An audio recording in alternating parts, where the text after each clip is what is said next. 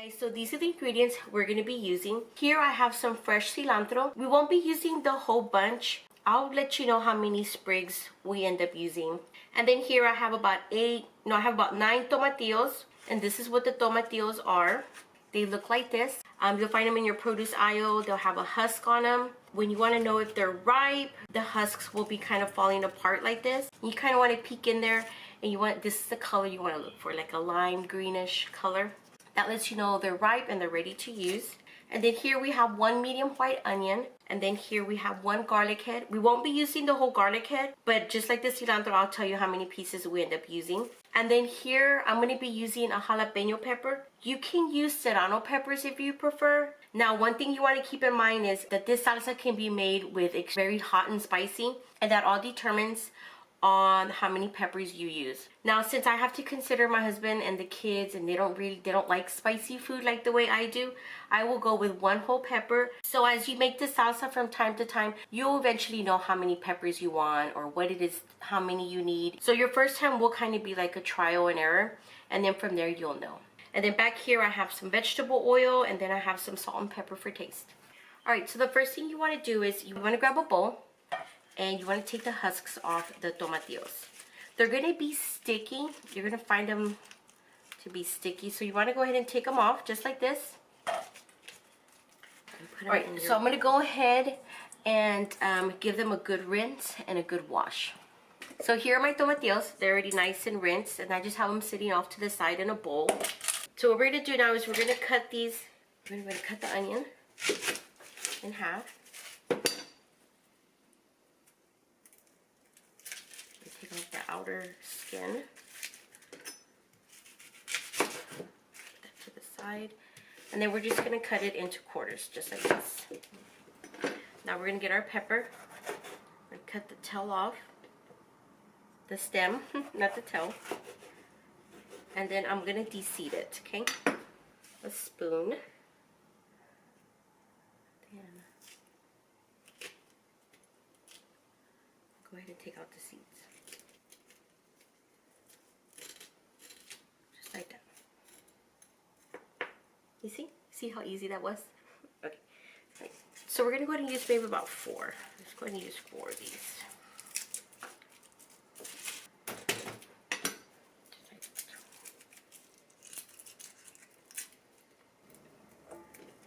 So now you want to put everything into this bowl. The onion, the garlic, and the peppers.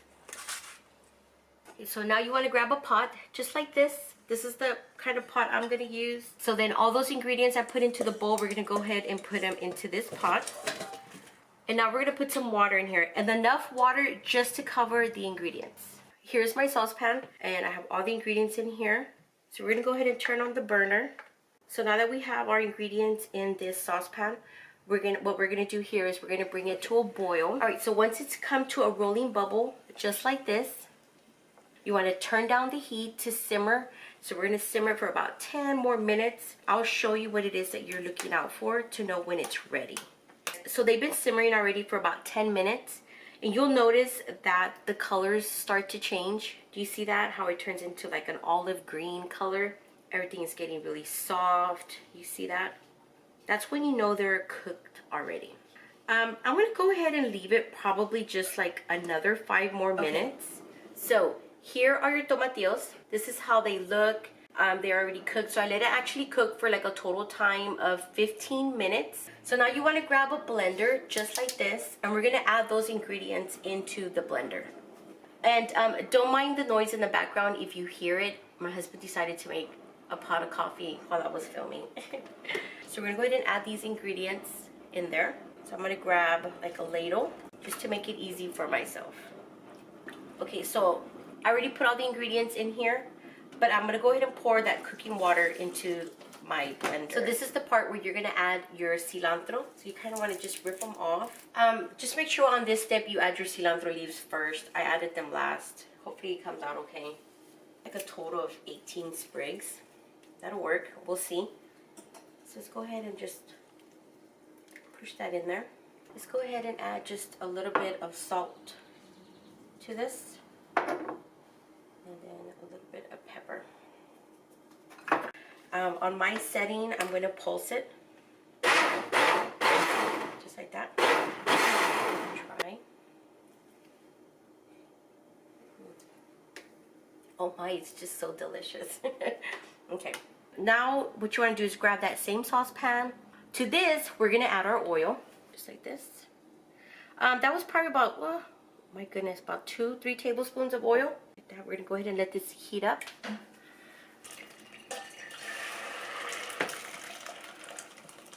Just like that. So you see how it's starting to get to a little boil. So you're going to go ahead and reduce the heat all the way to low. And let's simmer it for about 20 minutes.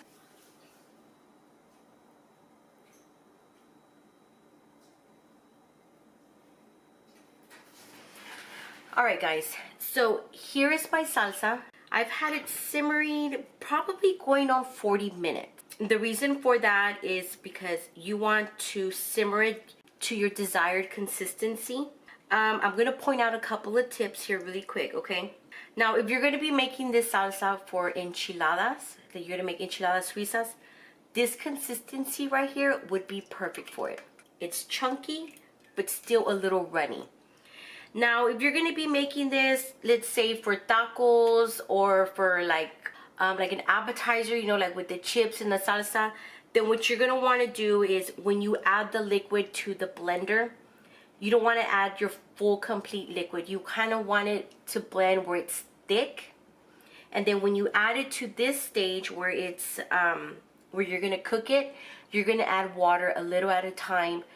The same cooking water a little at a time to your desired consistency. Now, the reason why I made it this way is because I'm going to be making enchiladas, and this is the consistency that I wanted. I'm going to be pouring it in this bowl. I've been pouring it into this bowl. So you see how it's a little watery, but yet it's thick? You see that? Okay, this is how I want it for my enchiladas.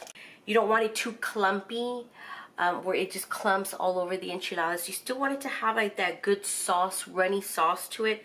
A couple more tips I want to share with you is if it's too runny for you, just simmer it longer. If it's too thick, add water to it, a little at a time.